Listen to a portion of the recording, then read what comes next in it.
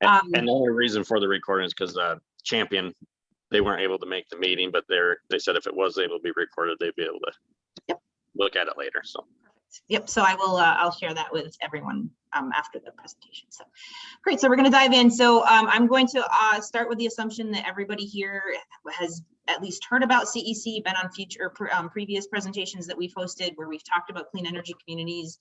The goal from our perspective, and if somebody disagrees with this, please let me know, is to really start digging in. So we want to, first of all, we're going to take a little bit of a deeper dive on the action items that are relevant for your communities. We want to, as we're going through our presentation, have you be thinking a few things. The first one is, which high impact action items do you think that you've already completed based on what we talk about that we can get uploaded into the NYSERDA portal, which I'm going to talk about what that looks like so that you can get credit for it. The second goal would be, which action items do you think that you're kind of midstream of, that you're maybe close to getting done or you're somewhere along the process that you think that Matt or I could help you to get to a completed stage where we can then get you credit.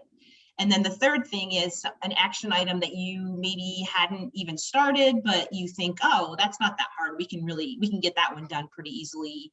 We want to start digging into it. And as a reminder, you all have a history of working together. You have a Mickey, you have a Kevin. And to be clear, this is primarily RACOG at this point, inviting other communities. Angie's group is, because they're a little bit behind time-wise, are going to be doing a separate focused presentation, just so everybody knows that. Not that, no, we're never going to exclude anybody from a meeting. So those would be the three goals. And then the big overarching goal is, pending your interest, to get any community that wants to the designation point for a $5,000 grant as soon as possible. And then hopefully to get into the point-based grants, which we're going to talk about toward the end, just to remind you what's out there and what's available. Mickey, and anybody else, does that sound, anything else somebody wants to get from this meeting that doesn't touch on? Sounds good. Okay, awesome. So I'm going to screen share, and as a reminder, any community that falls in Lewis County tends to be the communities that I will be dealing with, and any community in Jefferson County are the communities that Matt will be focusing on. So I just need to quickly, there's more people in the waiting room, so I'm just gonna let them in. Oh, okay. I just wondering. Yep, Right. there we go. Okay. Up here, so, okay. Great. And as a reminder too, if you're not talking, if you can mute yourself, Okay. that would be helpful so that we can all focus. So I'm going to start sharing my screen. Matt, you've all met in previous presentations, and we're going to dig into the high impact actions.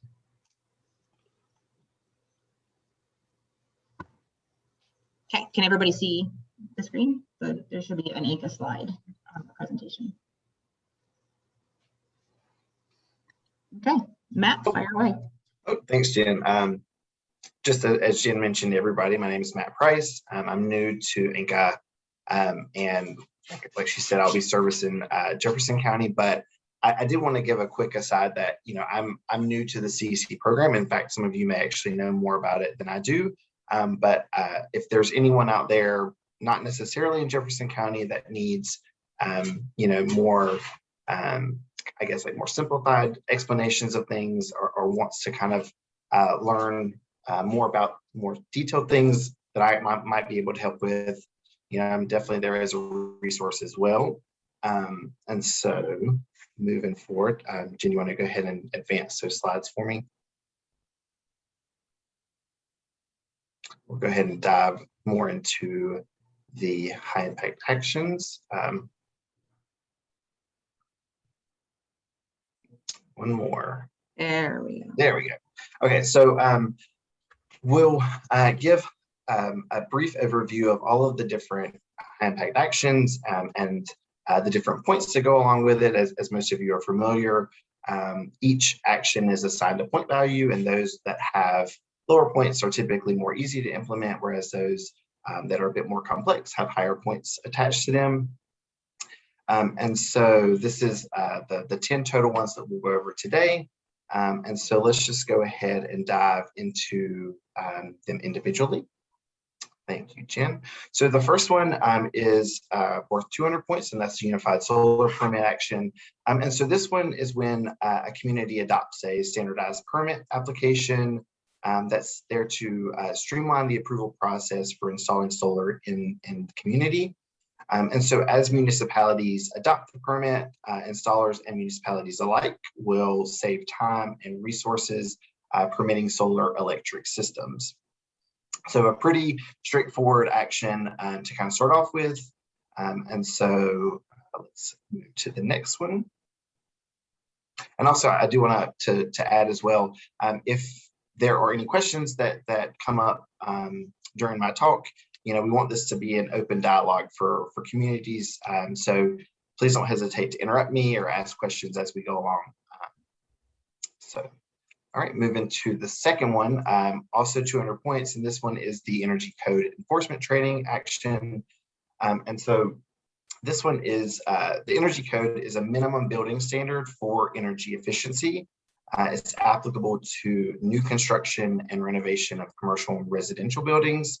And so for this, at least one code official must complete NYSERDA approved Clean Energy Communities Energy Code Enforcement Training Series that includes both residential and commercial workshops. And so correct me if I'm wrong, Jim, but I believe there's a training that's possibly scheduled in October for Lewis County. So everyone stay tuned with this, but once again, a fairly simple action that could easily be implemented to get those points towards the CDC program. Okay, let's move up one. So the next one is 500 points, so a bit more detailed. This one is the Clean Energy Upgrade.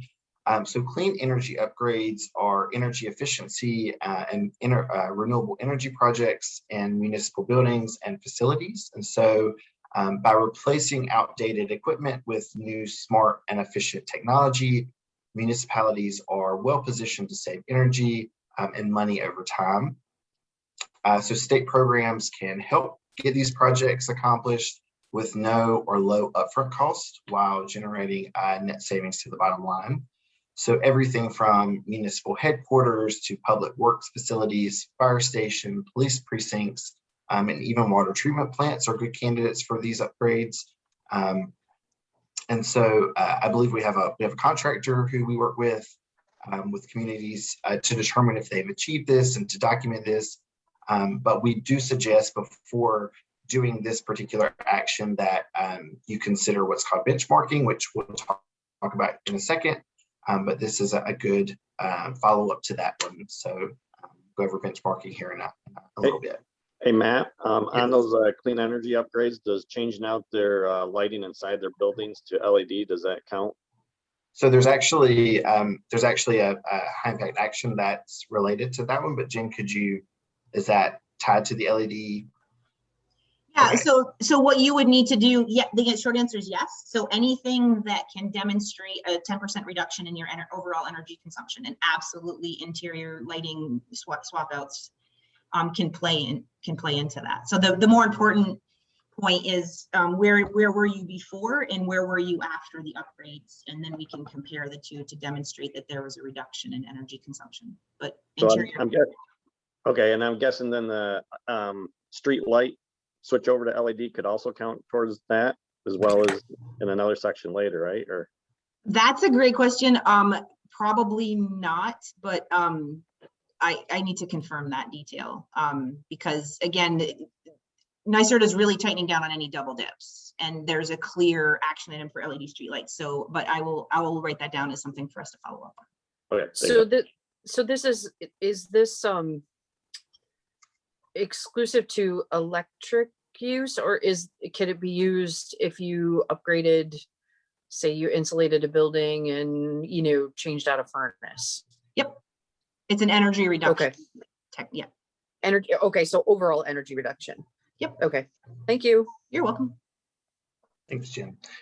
So moving on to the next high impact action, the clean heating and cooling demo. These are technologies such as ground and air source heat pumps that, of course, provide environmental benefits, energy bill savings, increased comfort levels, when compared to oil, propane, and natural gas. So converting a municipal building to a heat pump system is one of the ways that you can achieve this high impact action worth 500 points.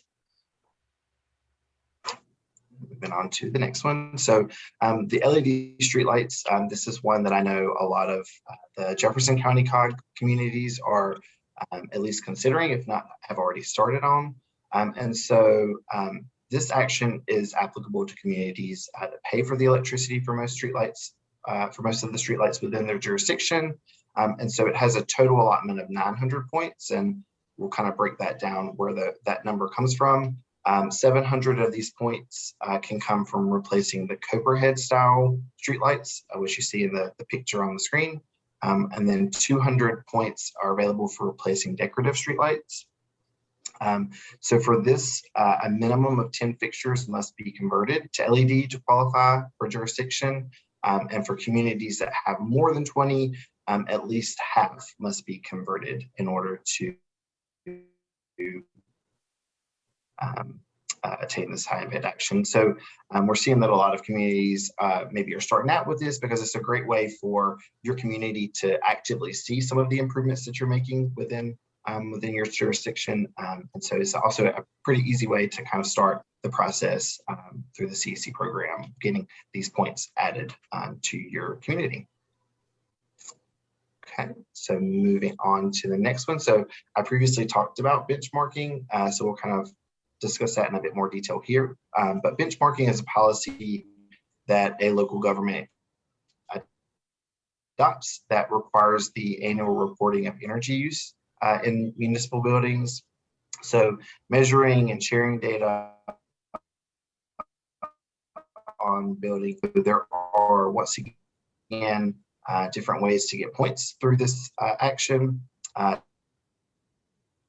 So municipality can get 100 points by submitting a solution that requires the jurisdiction to make available to the public on the internet energy use information for each municipal building that's owned, that's over 1,000 square feet. Additionally, was there a question? Additionally, 200 points can be awarded. Community shares their portfolio manager account with NYSERDA. These are all sort of things that, once again, if there are questions, we can answer more specifically. But benchmarking is a great first step also in kind of doing something towards the CEC program that can easily get you points and get the ball rolling on other action items that may be easy to follow suit with. So with that being said, let's move to the next one.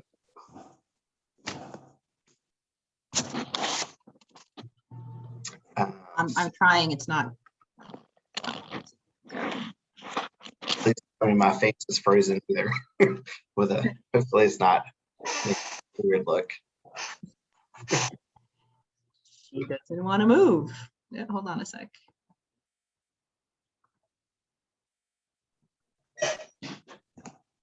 Oh, there we go. There we go. Okay.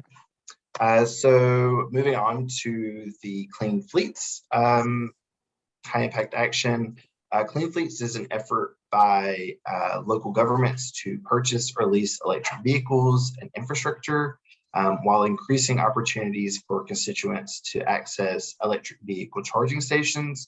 So there are a number of ways that this action can be met. So the first one is through municipal provision of either 2 or more level 2 charging ports for at least 1 DC fast charging port. But also communities can deploy electric vehicles for use primarily on public streets. So this one really is either providing more opportunities for your constituents or actually deploying these vehicles yourself. So a great way to help residents access clean energy options while also reducing greenhouse gas emissions within your community. Okay, so the Climate Smart Community Certification. This is a certification program that awards points for actions that reduce greenhouse gas emissions and build community resilience to climate change. So there are 2 levels of certification, bronze versus silver. I believe Lewis County is hosting a CSC within the near future. So once again, stay on the lookout for that. But once again, a great way to help your community actively look into opportunities and ways to reduce your overall greenhouse gas emission moving forward. Okay, and then we're starting to kind of move into actions that are a little more complex, but the community choice aggregation, CCA, allows local governments to choose where the energy comes from for their community. So I'll say that this, in itself deserves its own webinar, but by allowing communities and local governments to choose or to select where the energy comes from for their community, it can have a huge impact on promoting clean energy options and ensuring that a greater percentage of energy within your community comes from renewable sources. So ultimately, this allows energy supply choosing to be put in local hands. And so once again, there are a few different tiers to this particular high impact action that Jen and I can either talk with you one-on-one about, or maybe in the near future have its own webinar with, but this is a great opportunity to kind of put energy consumption within your community in your own hands. So moving forward, there are 2 high impact actions. Well, first I should say, does anyone have questions about what's been presented thus far? Any other questions that anything that didn't make sense or needs further elaboration? Okay, so moving forward, I'll let Jen take over with these high impact actions. They're a bit more complex, and then she'll go over an overview of the different types of CEC grants. So take it away, Jen. Great, thanks, Matt. So the last 2 action items to talk about have grants, and again, hopefully this is review for a lot of us, and review is awesome. So these 2 remaining action items have grants associated with them. The first one being community campaign, and this includes a solarize is one part, energy efficiency / clean heating and cooling is a second opportunity for a community campaign. The third opportunity is something called demand response, which we're not going to really dig into because it's not something that's so applicable for the smaller communities. And then the fourth would be an electric vehicle campaign. So the way that the campaigns work in general is that the NYSERDA is adamant that the municipality really needs to be the lead. We understand that a number of you have already engaged with solar developers who are offering to run a community solar campaign in your community. NexAMP is an example. We know that they're working through Good Energy with the town of Champion and the town of West Carthage. The important thing to realize about this is that in order for you to get credit, the municipality to get credit for this action, is there's a scoping document that needs to be submitted up front. And there are a lot of scoping documents that have been submitted by developers on behalf of municipalities that NYSERDA is rejecting. So if, as we dig into things and we start more of the workshop part of this, this is something that we really would want to talk to you about. And to differentiate between a solarize campaign and CCA, solarize is an opt-in. So this is where you would work with a developer of some sort. NexAMP would be an example. And you would partner with the developer, and in your community, you would try and get as many community members to opt into a community solar subscription as possible. I will add that the grants for this, they're $5,000. They're running out really quickly. We're hoping that NYSERDA will add more money to that pot, but at this point, it's not looking promising. But we'll certainly update you on that. And regardless of the money available, it is a 200 points per campaign opportunity. So because that's a little more complicated and nuanced, I'm going to stop there for a second, see if there are any questions. Jen, this is Mickey. Yeah. Yep, go. One question is, for some of these developers, do they, like, I know like Good Energy, I think they're handling the campaign and they're not charging the municipalities anything. So there's still a possibility, even though they couldn't get the $5,000 grant, it may not cost them anything to do these campaigns if the developer or whoever they're working with is going to handle that. That's their end. correct. Yep, that's correct. And in previous, let me say too, to add to this, that I would recommend going through some sort of an RFP process before you agree to partner with a company for a community solar campaign. It could be a super simple RFP. We have templates for you if you decide to go this path, just to really protect yourself and make sure you're getting the right relationship. But in the past, anytime as soon as you bring in the developer, they're more than happy to absorb the costs. And frequently they will actually assign some sort of a benefit to your community. They might say, okay, for every person that signs up, the community is going to get $50.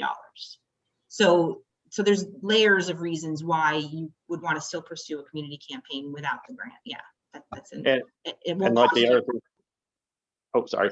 No, you go ahead, Becky. I was done. What was that? I was gonna say, and then the other thing was, I guess just for everyone to know too, is that the $5,000 grant, which I asked you about and you told me about.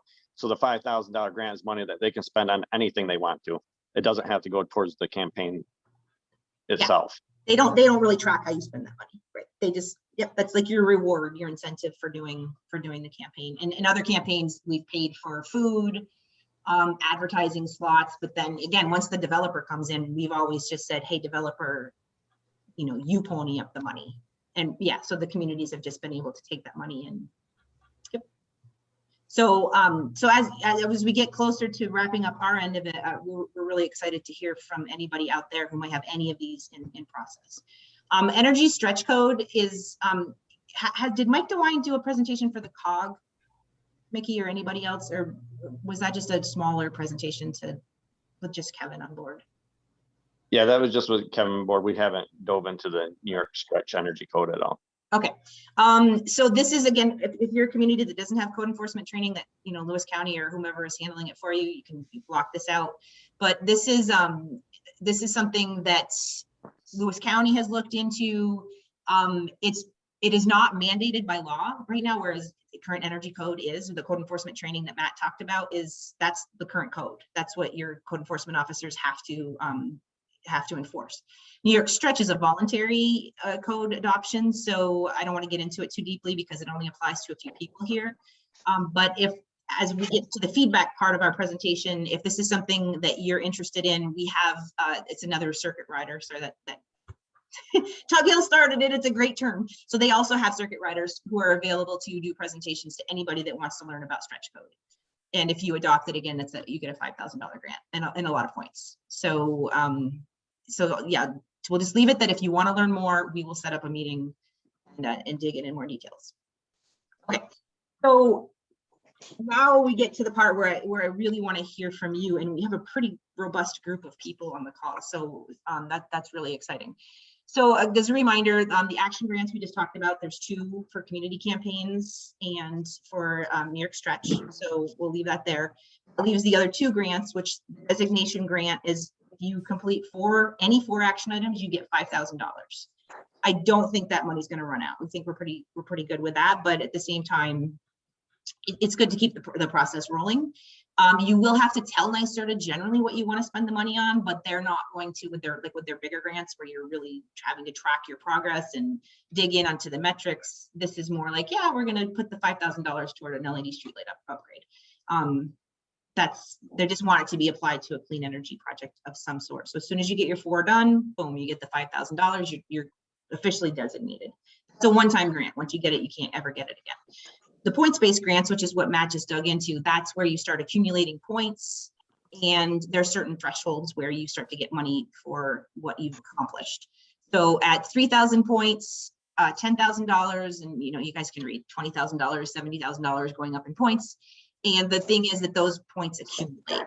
So if you can get to the 5,000 point threshold, you're going to get $100,000 to put toward a clean energy project.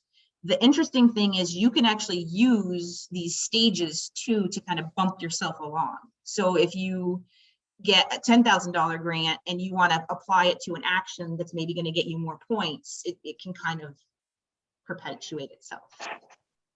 So I'm gonna stop there because now I'm gonna get to the part where I'm gonna start asking questions to you guys. Are there any questions about the grants or the process, how that any of that works? Okay, so I'm going to call on people because there's so many of us. So what I'm going to be looking for questions. I'm going to stop sharing for a sec and then get back into it. And if as I'm calling on people, if I miss you, feel free to chime in and say anything, or if you just don't want to talk, that's cool too. So the question I want to know, where we're looking for you for feedback is, are there any action items, having just heard what we just said, that you think on your side of it, from hearing what you heard, you've completed?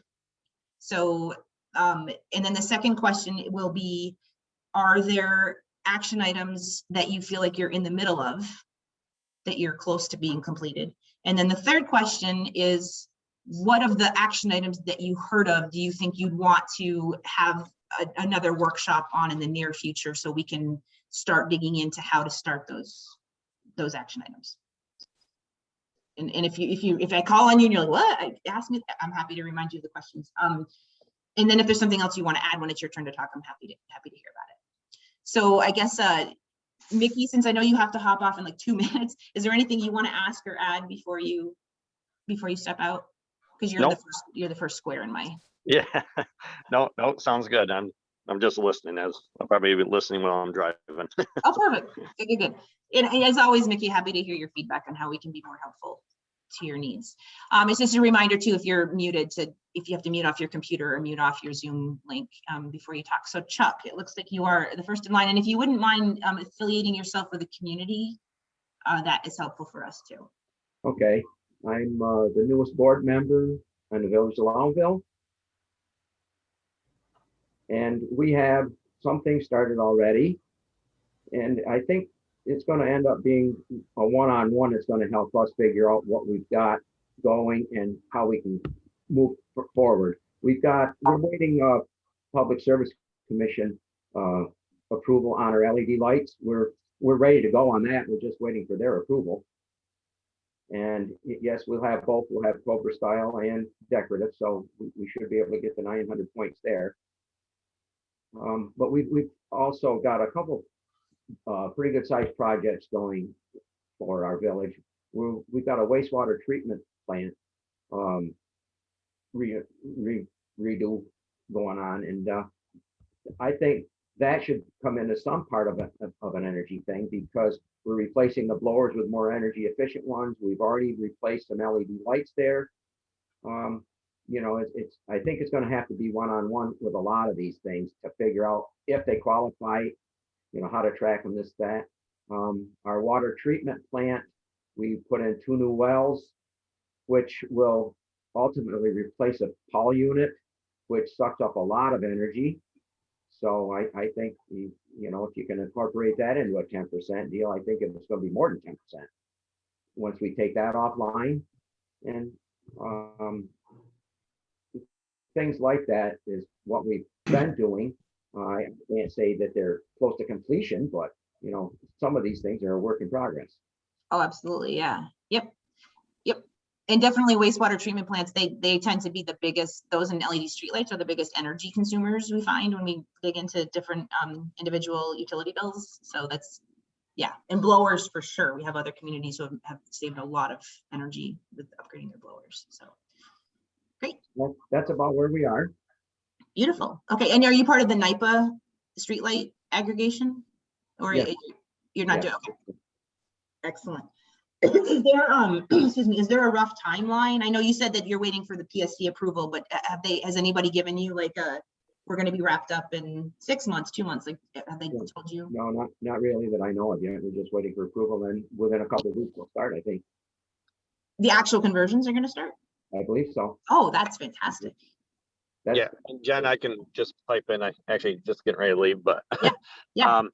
So we're waiting for the Public Service Commission. It looks like it'll probably be towards the end, late summer, before we finally get everybody kind of the approval from the Public Service Commission.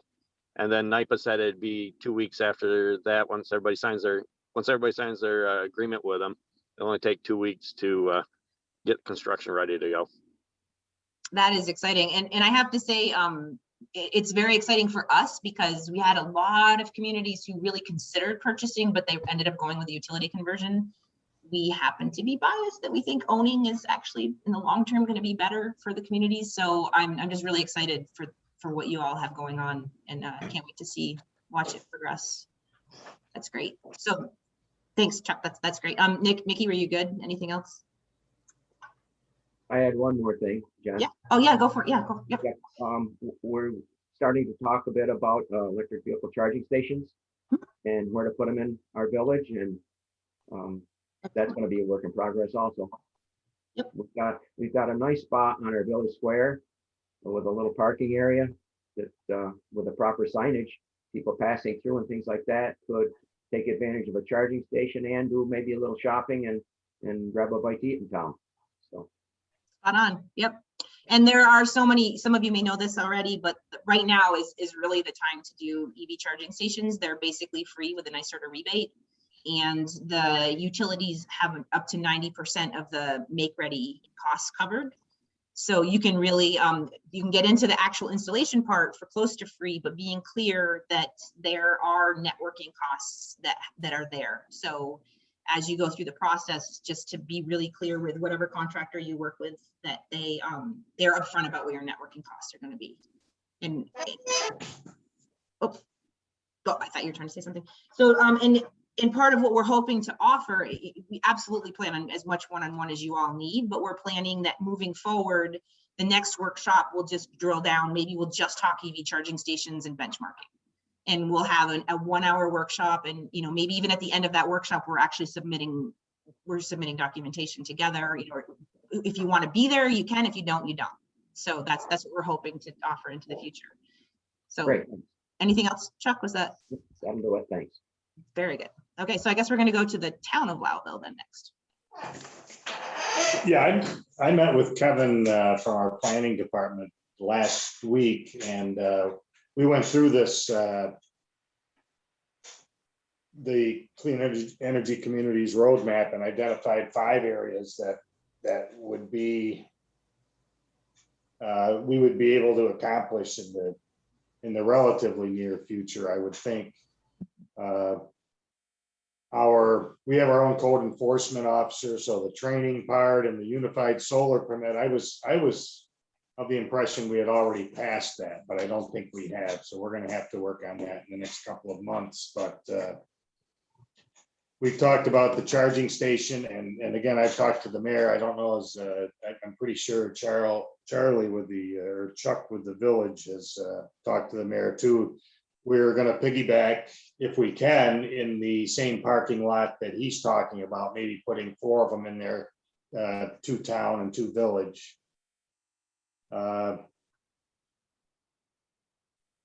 Let's see, we don't have any street lights, so that's not going to be, benchmarking is something that we thought would be pretty low hanging fruit for us. And the community choice aggregation, we do have a couple solar projects in the town of Wildville right now. One's going to come on board, I think, in October of this year, and I know we at RACOG have talked about getting a number of the RACOG communities together to do the community choice aggregation. So I'm looking for Mickey and the rest of RACOG to take the leadership there, but I think that's something that we can pretty easily accomplish. Yeah, fantastic. And again, that would be an example of another potential workshop where we would say, okay, we're talking CCA. And you are exactly right, Kevin. Some of you probably know this, but Kevin with Lewis County is working on an RFP that Lewis County can't do CCA because it's got to be the smallest unit of government, but that RFP would be available for any community. And in theory, we could all walk through the CCA process together. Again, Champion and West Carthage already in it and have already selected their administrator. But there are bigger opportunities to talk about. So that's excellent. And I'm sorry, could you share your name with me one more time? Randy Shell. Randy I'm Shell. sorry. No, that's okay. Anything else, Randy, you wanted to ask or offer? Not really, no. Like I say, we met with Kevin for about an hour last week, and we're going to continue to work with him. And hopefully accomplish this. Excellent. Yeah, one step at a time, and then before you know it, you're designated. So, all right, Wayne. Well, basically, like Longville, we have already been approved. We're just waiting to put in the new LED lightings throughout the village. There's probably a little less than 500 lights. Also, all the village buildings have been converted to LED lighting. Even our street lights that we own are already converted to LED lightings. And the joint sewer treatment plant with West Carthage, all those lightings over there have also been converted. So there's been some energy savings. Our sewer treatment plant just went through a big renovation, and I know there's some energy savings there that probably would apply also. Does something like a new police car where the police car doesn't have to operate completely to keep the equipment in the car running? Does something like that, does that consider any kind of an energy savings? I know it's not electric energy savings, but it's the savings in the environment. Does that work at all? So for the clean energy upgrade action item, it needs to be associated with a building. But there are incentives. So, but it's just the equipment, right? It's not like it's an electric hybrid car. It's just that. Well, I think it's considered a hybrid car. So what happens is that most police cars, if the policeman leaves the car, normally the car has to continue to run, because if not, it would drain down the system because of all the equipment. Yeah. So the new police car now, it turns off even, and yet the battery, or excuse me, the radio systems continue. So is there any kind of a points towards something like that? I can look, but I don't think so. Generally, again, the reductions that are the action item are affiliated with buildings. But in this case, first of all, it's cool, and I think that's great. But in order to get credit from the clean fleet side of things, there needs to be a plug-in component to it. So there's lots of hybrid vehicles that are out there, but the kind of vehicle that NYSERDA is incentivizing have to have a plug-in component. So that means it could have a combustion engine and a plug-in. I have one, that's actually the car I own right now. I can plug it in and get 26 miles of range on a battery. So, but I will look into it for sure and let you know if that is something. I guess other than that, I guess, at some point I would like to talk to Matt. I wish that he would maybe contact our clerk treasurer, Christy O'Shaughnessy, to set up an appointment, and I would like to talk to him about some different issues pertaining to savings. Sure, I can do that. And you're with West Carthage, the village of West Carthage? With Carthage. Okay. Great, thank you very much. It looks like Paul Smith, you are next. Yeah, I'm from the town of Wilma and stuff. The thing is that we're just like everyone else waiting for the start of the LED street lights and stuff, and we've going through that process. We've had all of our interior and exterior lights changed to LED lights and stuff. We're also we've been approved and just waiting for them to put the charging station in at the town offices in Carthage and stuff. And pretty much that's about it. One of the things what I was listening in the presentation is that because my town outside the village of Carthage is going to have the solar project of 127 megawatt there and stuff. And when you say code enforcement training and everything else, that some of the things that could be cumbersome to them, they don't have to follow the codes and things. And I just, okay, so what's the positive side of getting the training if you don't have to follow, or they don't have to follow your things if they believe it is cumbersome? So you're saying the solar developer doesn't have to follow? Yes. Well, yeah, they like during their presentation, if they feel that some of the, like some of our laws and stuff Yep. that are in place, if it feels that they're cumbersome to them and their project, they don't have to follow that Yeah, and stuff. So then, one of the things is that I do know, okay, so if my code enforcement officer went through the training and everything else, he has to inspect some of this going in and everything else. So what can he say that is there and stuff? yeah, and you're stepping into, I mean, this has come up before. You're stepping into the large scale solar domain. And that's something that we would love to offer a targeted presentation just to talk about large scale solar, because it's a beast.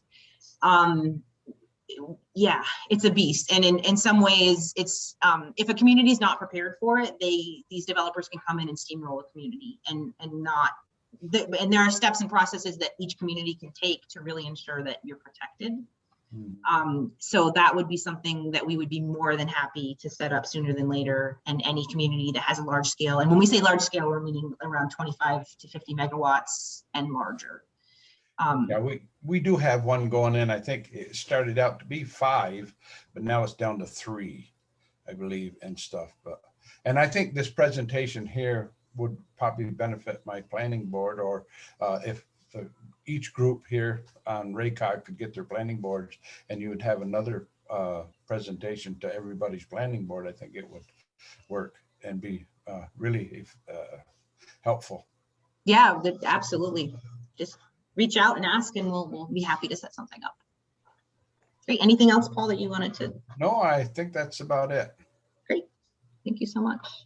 And there may be some community redundancies here too. So Chris Edwards, you are next in my line.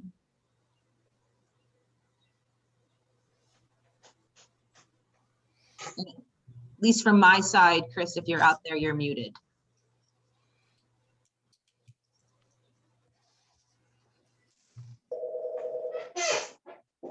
All right, well, we'll move on. And if Chris, if you're still there and you want to talk, feel free to interrupt. And then I have somebody who's just listed as mayor. There's nothing, and this person's also muted.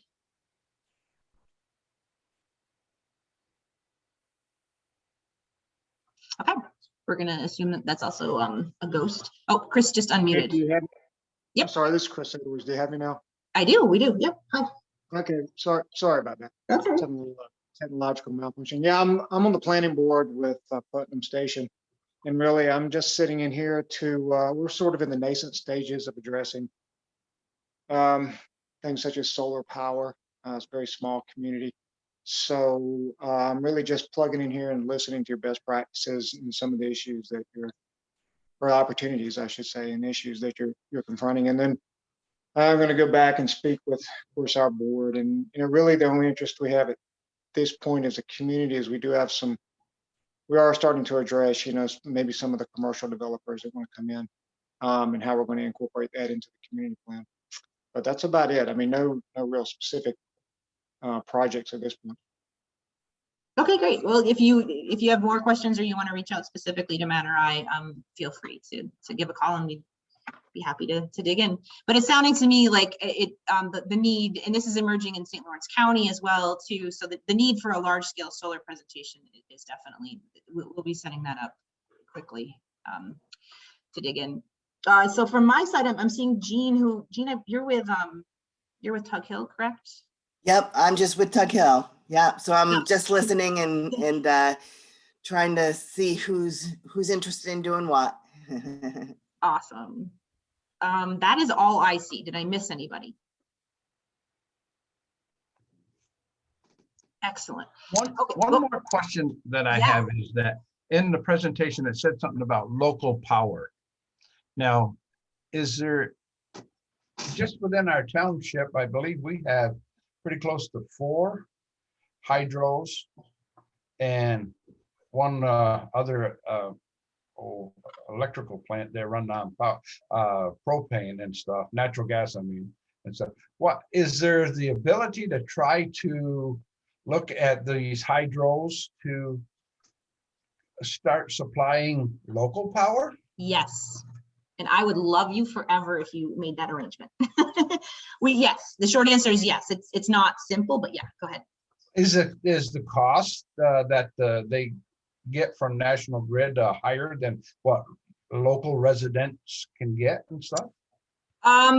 Well, you said you have 4. Do you know if they are they Brookfield dams? Are they locally small? Are they municipal? Like, do you know who the owners are of those dams? One's a small municipal one, I believe, in the village of Carthage.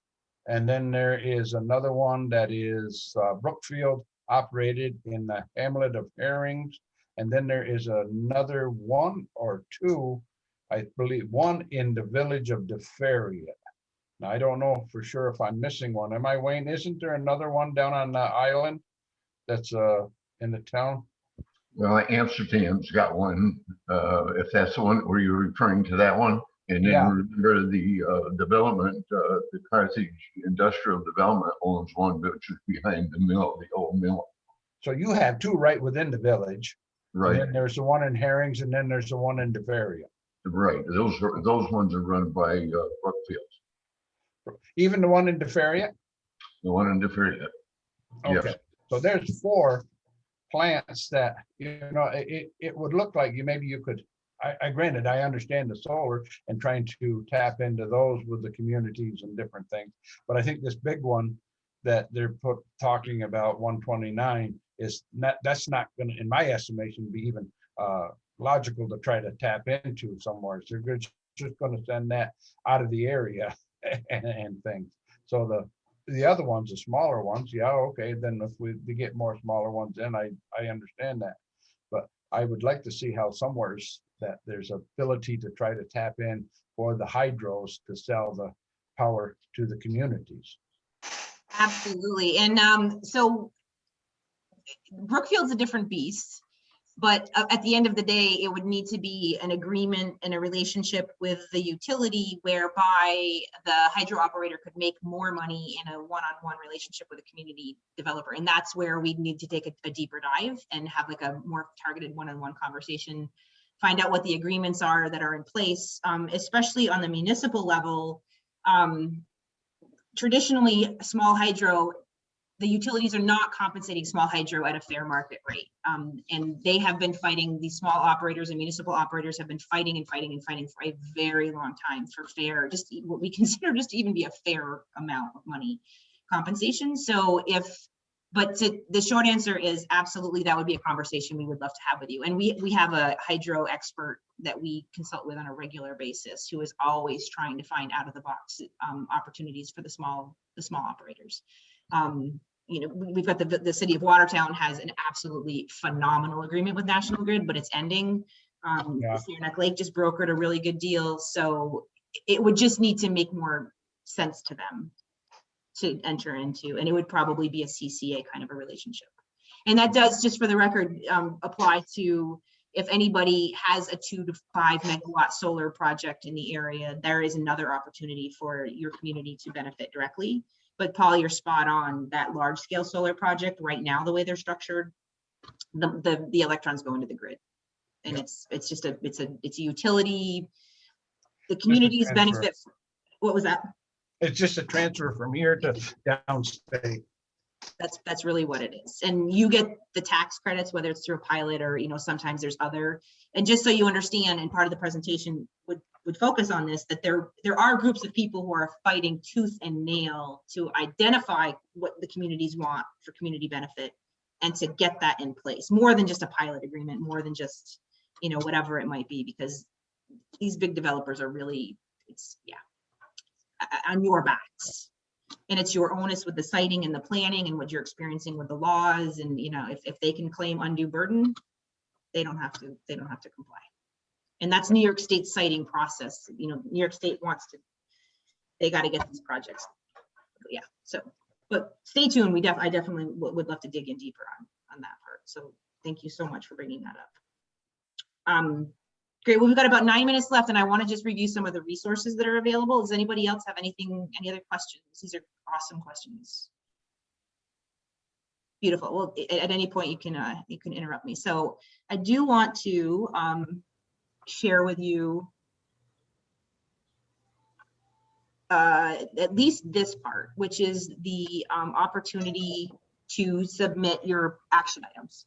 So I find NYSERDA frequently isn't necessarily really friendly to work with, but they really streamline this entire process. So once you get to a point where you think you've completed a high impact action item, then working with Matt or I, working by yourselves, however you want to do it, you go to, and for the record, all of these links are hyperlinked in the next slide that I have in my presentation, which I will share with you. So this is how you go, this is where you go to submit your high impact action documentation. It's extremely straightforward. It will walk you through everything. What's your county? What's your community? What's the high impact action? And depending on what you click for a high impact action, it will then prompt you to upload certain documentation. We have templates and resolutions for every single thing that they're going to ask of you. So for example, LED street lighting, there's one form that you fill out with some super simple information. You hit upload and boom, away it goes. NYSERDA will then review it, and once it's approved, they will send Matt and I an email saying it's approved, and they will send you, whoever the you is that enters the information down here, will get an approval notice as well. If they need more information, you will get an email. This happened to Lewis County saying, not quite right, fix it, resubmit. And again, anytime and any of that, we're happy to help you. I will say that be mindful of who is the person that enters the information, because they're the ones that are then going to be getting the notifications. We have a few communities that were CEC designated and they didn't even know it because they had somebody that entered the information that they weren't aware of. So any questions? Well, Jen, can I add something real quick? Yeah, have at it. So I also can, for some of the Jefferson County communities, what I've done is I've created a more tailored folder with some of the step-by-step guidelines even before you get to this point. So if you have a few of the actions that you want me to compile together, I can actually send you a more detailed folder for your community that has more detailed information about each of the step-by-step guidance documents for the action. So feel free to either shout it out right now if that would be something you're interested in, or shoot me an email and I can definitely tailor what you'd be interested in a little more specific before we even get to this point of actually submitting stuff. You know, you like that option sounds appealing. Yeah, awesome. Thanks for adding that up, Matt. I completely forgot. And same thing for me with the Lewis County COGS. So okay, so the next resource that we have out there is the NYSERDA scorecard. And again, all of these are linked in the presentation. This allows you to sign in and check on your community. So how many actions have we completed? How many points do we have? Here's an example of the village of Hastings on the Hudson, which is, they're like superstars. They do everything. So that's a great tool and resource, and I'm just going to X out of these as we talk about them. Remaining grants is another link that I've shared that will tell you how many grants are remaining in your area, or again, feel free to reach out to Matt or I if you would prefer that we did this ourselves. So you click on our region and then you'll get a sense of what's still available. So I'm just community campaigns. So we still have, 97 remaining, but I have a feeling that's not quite accurate. Okay, so that's remaining grants. Clean Energy Communities map is, my assistant has arrived, is a great resource as well, where you can hover over any dot and see you'll start showing up once you start submitting action items. And it's extremely up to date. So you can say, oh, the town of Clayton, population, you've already done your code enforcement training. So, but it's the expired version. So just to clarify that part of this, it means you don't get any points until you update it, but you have a completed action item. So you have one of your 4 action items completed, but you just don't get points for it. Next resource is, they call this the Confluence, which that's probably not going to mean anything to you unless you're a river rat. But this is a resource that has a ton of resources for all of the high impact actions that are all hyperlinked. So if you look at the table of contents, anything that we just talked about, you can access through here. And then there's very straightforward hand-holding through this process. And then the last link I'm going to share is the NYSERDA website, which is also, this is a little clunkier to navigate, but if you scroll all the way down to the bottom, the piece that I always go to is the toolkit section, and this will provide you pretty much any resource that you have that you want to access. So for example, unified solar permit, we can provide you a sample resolution down here that all you have to do is plug and play. Yeah. Okay, any questions about that? Wrap quickly back with the presentation.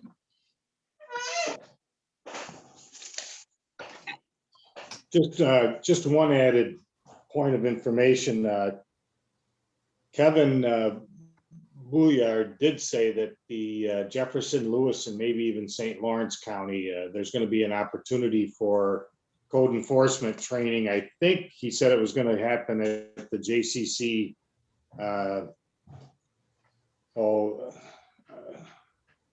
facility here in Lewis County in the next 2 or 3 months. So that might be an opportunity for somebody to just keep an eye out for that training coming up, and they can get that that part of the equation accomplished.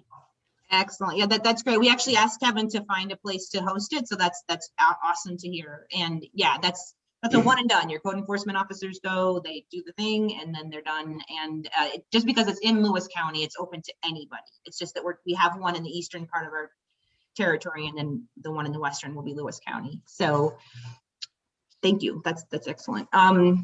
So just going back to where we started, that from here moving forward, what we will be doing is setting up a series of workshops that are open to anybody that wants to come by action item topic. So the very first one definitely will include benchmarking. It sounds like there's a lot of EV charging station action out there, so it'll probably, and that one's not that complicated, so we might be, it might be benchmarking EV. If anybody has a request, it sounds like the energy reduction, that one came up a lot, so those workshops will be yours for the taking. You can participate, not participate, but over and over, Matt and I are definitely happy to do one-on-one if you want to reach out to us and to handhold and walk you through things. And like Matt shared, that we have the folders available for you that have whatever action items you're looking at and are relevant for you. We can give you a bunch of resources for those action items.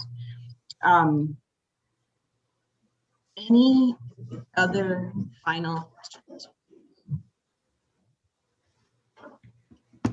Oh, I'm sorry, I did want to mention. So the resources, this previous screen, and again, when you the slide deck, these are all hyperlinked. These are all of the resources that I just went through.